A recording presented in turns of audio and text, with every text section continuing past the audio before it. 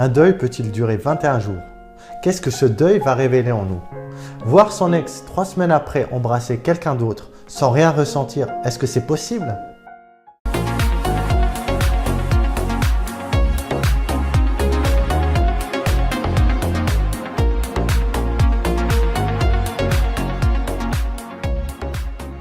Bonjour, je suis Belk, hypnothérapeute depuis quelques années avec plusieurs outils et compétences que je mets au service des gens pour qu'ils changent par eux-mêmes parce que la solution est toujours en vous. Je vais tenter de répondre le plus simplement possible aux 3 questions que j'ai posées au début de la vidéo.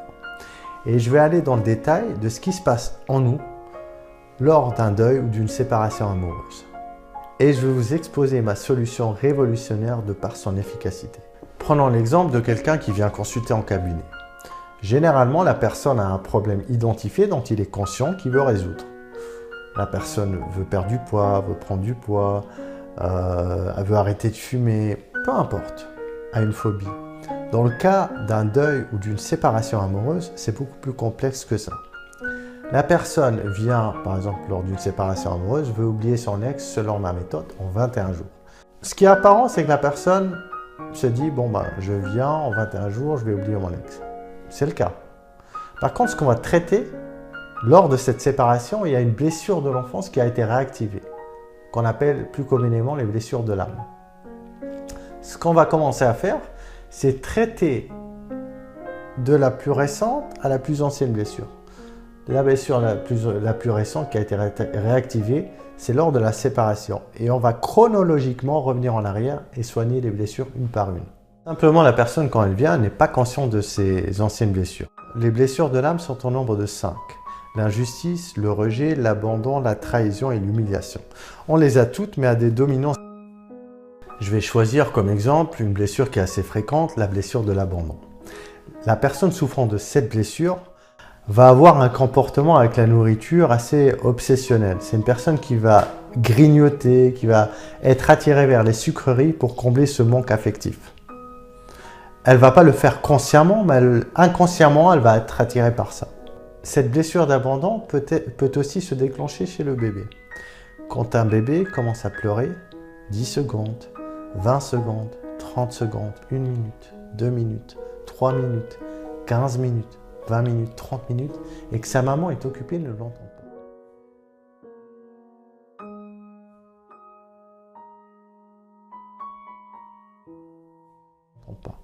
Le bébé, qu'est-ce qu'il va se dire?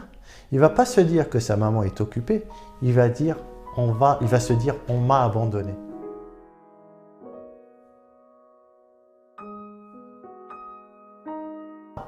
Avoir à subir le poids de la solitude. C'est aussi des personnes qui, lors d'une relation, même si ça ne leur convient pas, même si la personne les a trompés, ils peuvent avoir des conjoints violents, ainsi de suite, restent en relation, s'accrochent à cette relation. Parce que psychologiquement, malgré qu'ils peuvent être indépendants, ils se disent « je ne peux pas vivre sans l'autre ». C'est pour ça qu'ils s'accrochent à cette relation. Ces personnes, lorsqu'elles se retrouvent seules, vont se ruer sur les réseaux sociaux, Facebook, Instagram, ainsi de suite, pour ne pas se retrouver seules.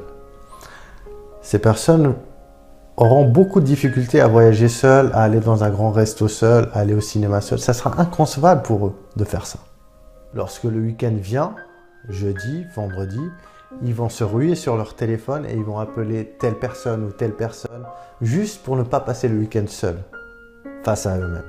C'est des personnes que même si elles sont dans une relation sérieuse de couple, donc mariées, fiancées ou autres, si leur conjoint est amené à partir à l'étranger pour une longue période et qu'il ne les appelle pas tous les jours, à tout moment pour les rassurer, c'est des personnes qui vont facilement tromper leur conjoint pour ne pas sentir la solitude, voire même le quitter carrément pour quelqu'un d'autre qui ne va pas les laisser seuls. Parce que si leur conjoint part à l'étranger pour une longue période, pour eux, c'est considéré comme de l'abandon. Et c'est inconcevable pour eux d'être abandonnés. C'est leur pire peur. C'est des personnes qui confondent souvent amour et objet d'amour. C'est des personnes qui veulent tout savoir sur leur conjoint, où il est, avec qui et quand est-ce qu'il rentre. C'est quasiment obsessionnel. C'est des personnes possessives et très jalouses. La personne souffrant de l'abandon a tendance à attendre de l'autre toujours quelque chose pour être comblée. Mais malgré les efforts du conjoint, elle n'est jamais comblée, elle n'est jamais satisfaite.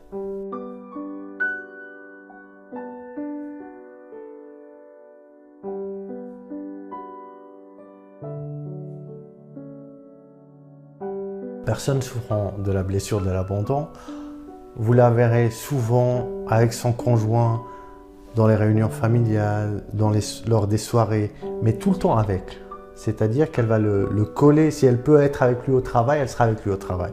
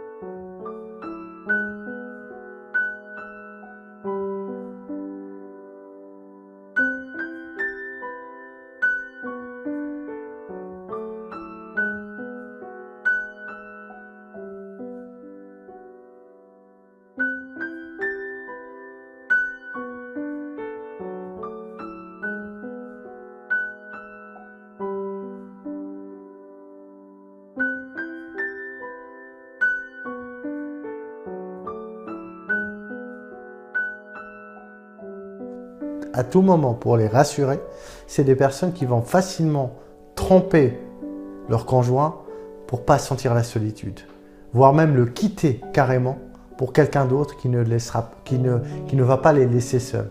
Parce que si leur conjoint part à l'étranger pour une longue période, pour eux, c'est considéré comme de l'abandon. Et c'est inconcevable pour eux d'être abandonnés. C'est leur pire peur. C'est des personnes qui confondent souvent amour et objet d'amour. C'est des personnes qui veulent tout savoir sur leur conjoint, où il est, avec qui et quand est-ce qu'il rentre. C'est quasiment obsessionnel. C'est des personnes possessives et très jalouses. La personne souffrant de l'abandon a tendance à attendre de l'autre toujours quelque chose pour être comblée. Mais malgré les efforts du conjoint, elle n'est jamais comblée, elle n'est jamais satisfaite.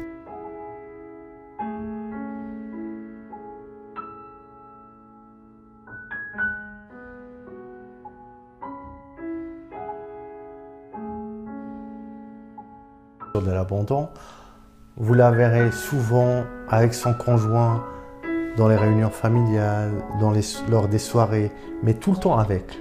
C'est-à-dire qu'elle va le coller, si elle peut être avec lui au travail, elle sera avec lui au travail. Les personnes souffrant de la blessure de l'abandon auront tendance à être enrobées avec les épaules tombantes.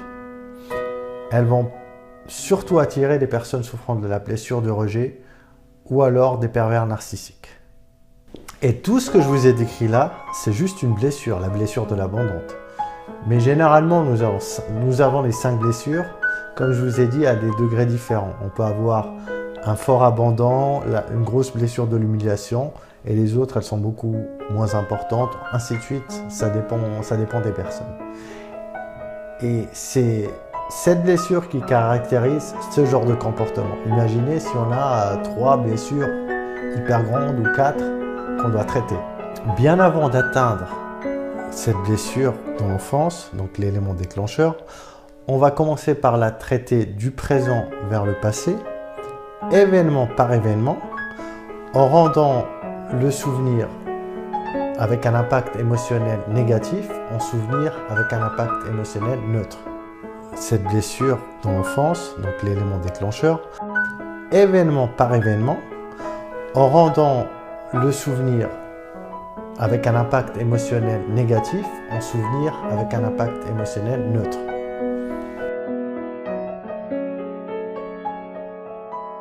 Durant la thérapie 3 semaines qui est consacrée au deuil et aux séparations amoureuses, nous allons avoir 2 séances par semaine sur 3 semaines.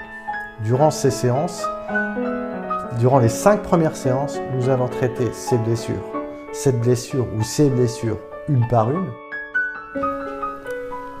Bien avant d'atteindre cette blessure dans l'enfance, donc l'élément déclencheur, on va commencer par la traiter du présent vers le passé, événement par événement, en rendant le souvenir avec un impact émotionnel négatif en souvenir avec un impact émotionnel neutre.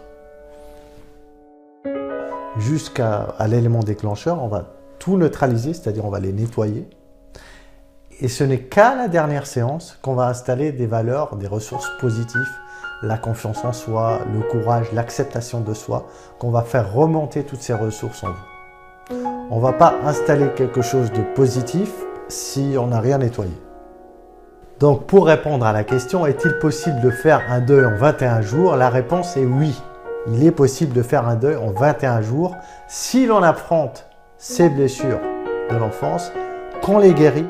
On ne va pas installer quelque chose de positif si on n'a rien nettoyé. Et ce n'est qu'à la dernière séance qu'on va installer des valeurs, des ressources positives, la confiance en soi, le courage, l'acceptation de soi, qu'on va faire remonter toutes ces et qu'on installe de la valeur positive. Quel est l'impact sur votre vie concrètement? Vous voyez les schémas que vous refaites dans vos relations, dans votre vie professionnelle. C'est des schémas à répétition, c'est toujours les mêmes. Vous avez toujours l'impression que certaines personnes, vous qui êtes derrière votre écran, vous répétez les mêmes choses en termes de relations amicales, amoureuses, ou même en termes avec vos collègues de travail, avec votre chef, vous attirez les mêmes personnes et vous reproduisez toujours les mêmes schémas. Vous répétez les mêmes choses en termes de relations amicales, amoureuses, ou même en termes avec vos collègues de travail, avec votre chef, vous attirez les mêmes personnes. Si vous changez votre comportement et qu'on traite ces blessures, vous allez avoir un nouveau comportement qui va attirer d'autres personnes qui vous correspondent le plus. Donc, ceci en termes de relations amicales, dans votre famille, dans les relations amoureuses, lors de votre travail, dans votre business, ce qui va engendrer un cercle vertueux. Dans l'exemple d'une personne qui a la blessure de l'abandon, du rejet ou autre, elle a tendance à attirer les mêmes personnes inconsciemment, elle ne le fait pas consciemment. Et elle va attirer le même genre de personnes. En passant par cette thérapie, son comportement va changer vu qu'on aura fait un travail de fond sur ses blessures. Elle va changer de comportement, du coup elle va attirer d'autres personnes qui lui correspondent le plus. Elle ne va plus être attirée vers les pervers narcissiques ou vers une personne qui a le rejet pour une personne qui a l'abandon. Elle ne va plus être attirée par le même genre de personnes. Elle ne pourra plus, elle ne sera plus attirée, elle ne va plus les attirer non plus. Donc c'est en termes de business, quelqu'un qui a toutes les qualités possibles pour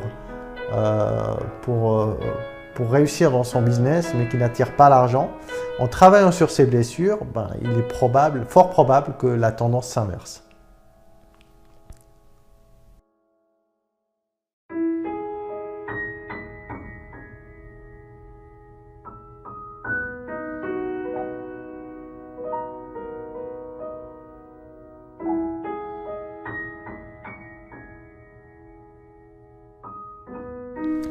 Durant la thérapie 3 semaines qui est consacrée au deuil et aux séparations amoureuses, nous allons avoir 2 séances par semaine sur 3 semaines.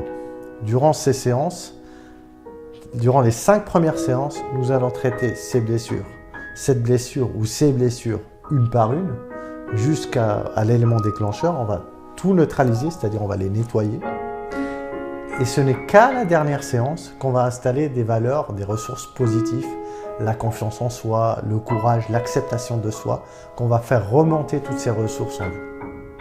On ne va pas installer quelque chose de positif si on n'a rien nettoyé.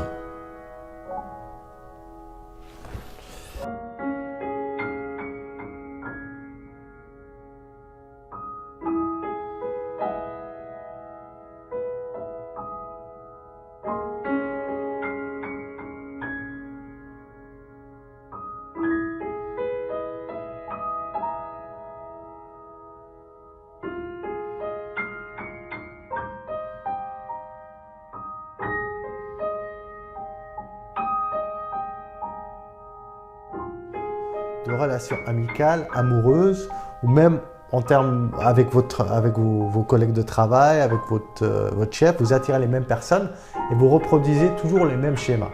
Si vous changez votre comportement et qu'on traite ces blessures, vous allez avoir un nouveau comportement qui va attirer d'autres personnes qui vous correspondent le plus.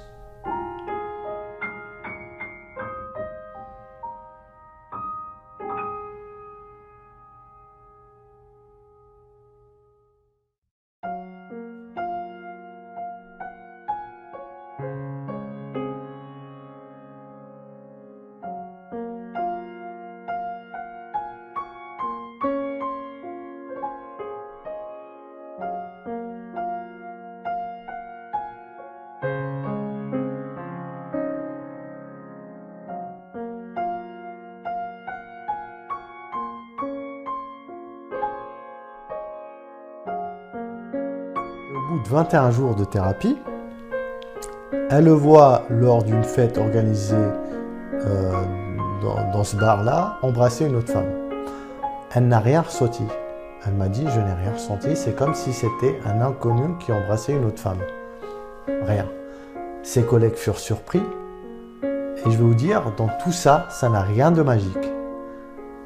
Durant ces 6 séances, elle a pleuré, elle a souffert, elle a eu des déclics, elle a eu des flashs du passé et on a pu remonter à sa blessure du rejet. On a pu travailler dessus.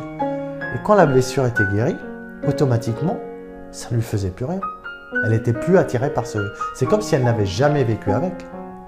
Elle n'était plus attirée vers lui, elle ne l'attirait plus. C'est un effort considérable que vous devez faire et qu'il n'y a rien de magique dans tout ça. C'est un travail de l'inconscient. Je fais 50% du travail, comme j'ai expliqué dans d'autres vidéos, vous en faites 50%. Ce qui serait dangereux dans une thérapie de 3 semaines, c'est de s'arrêter au bout de la 2e ou 3e séance. Ça serait destructeur, parce qu'on rechute encore plus bas que lorsque l'on est venu. On n'a pas fini le travail, du coup on a une rechute violente. C'est pour ça qu'au préalable, je me permets de faire un entretien vidéo pour voir si je réponds à vos besoins d'abord. Secondo aussi pour voir si la personne est motivée et qu'elle ne va pas, au bout de 2 séances, arrêter.